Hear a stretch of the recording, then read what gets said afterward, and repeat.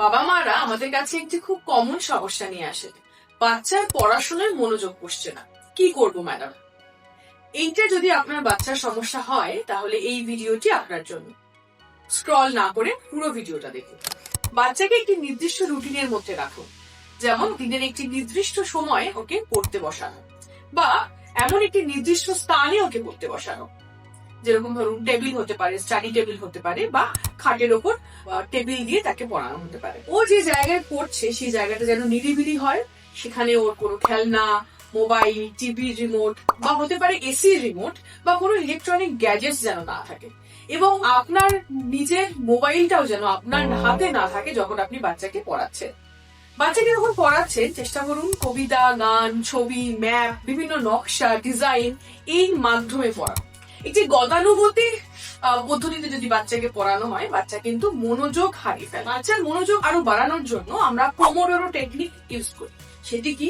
বাচ্চাকে 25 মিনিট পড়ান এবং 5 মিনিটের একটি ব্রেক দিন, এবং তারপরে আবার 25 মিনিট পড়ান এবং 5 মিনিটের একটি ব্রেক। ঠিক এইভাবেই কন্টিনিউ করবো। আসলে কি হয়, বাচ্চাদের মনোযোগ ধরে রাখার ক্ষমতাটা অনেক কম থাকে। যদি বাচ্চার বয়স একটু ছোট হয় এবং বাচ্চার যদি মনোযোগের জায়গা 25 মিনিট দিতে না পারে, তাহলে সেটা কমিয়ে 15 মিনিট পড়া এবং 5 মিনিটের একটি ব্রেক এইভাবেও তৈরি করতে পারে। বাচ্চার খাদ্যাভ্যাস, ঘুম, তার একটি নিয়মিত এক্সারসাইজ বা ডেইলি খেলার একটি জায়গা যেন থাকে। ফিজিক্যাল এক্সারসাইজ বা শরীর চর্চা কিন্তু মনোযোগের জায়গাটা অনেকটা বাড়িয়ে দেয়। বাচ্চাকে পজিটিভলি রিওয়ার্ড করুন।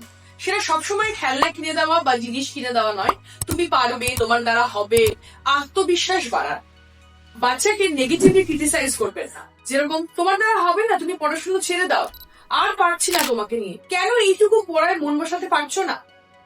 বাচ্চাকে কম্পেয়ার করা বা অন্য কোনো বন্ধুর সাথে তুলনা করা বা তোকে ভালো পেতেই হবে, ফার্স্ট হতেই হবে, এই প্রতিযোগিতার মধ্যে রাখবেন না। যদি দেখেন বাচ্চার এই মনোযোগের অসুবিধা দীর্ঘদিন ধরে চলছে, তাহলে কিন্তু বুঝতে হবে কিছু সমস্যা রয়েছে। হতে পারে ADHD বা অন্য রকম কোনো মানসিক রোগ। সে কারণে অবশ্যই সাইকিয়াট্রিস্ট বা সাইকোলজিস্টের কনসালটেশন নিন। শুধু মনে রাখবেন, আপনার সন্তান কিন্তু ইউনিক। ওকে ওর মতো করে বড় হতে দিন।